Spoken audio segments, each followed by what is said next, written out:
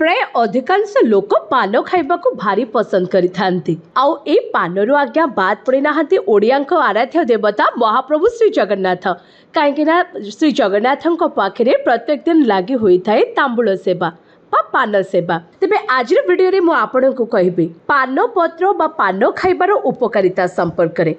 हाँ दर्शक बंधु, पान पत्र होची एक प्राकृतिक मुख सतेजकारी। यह मुहरे थिबा जीवाणु को मारी दिए एवं यहाको दीर्घ समय पर सतेज रखे। एपरी परिस्थिति रे मध्य खाइबा परे पान पत्र खाइबा लाभदायक अटे।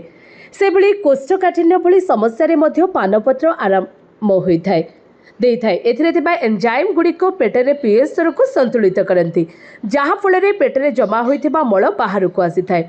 से भली पान पत्र खाइबा द्वारा रक्त रे सुगर लेवल नियंत्रण रे रहिथाय, जहाँ डायबिटीज रोगी पई लाभदायक अटे। से भली पानपत्र एक प्राकृतिक पाचन शक्ति वृद्धिकारी भाव में कार्य करिथाय, जहाँ पेटर एंजाइम गुड़ी को सक्रिय करिथाय। यह जो खाद्य शीघ्र हजम होता है एवं एसिडिटी किंबा पेट जंत्रणा परी समस्या होई न थाए।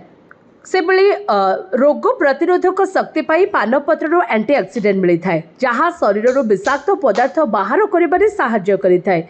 यह रोग प्रतिरोधक शक्ति को दृढ़ करिथाय एवं ऋतुकालीन रोगरू मध्य रक्षा करिथाय।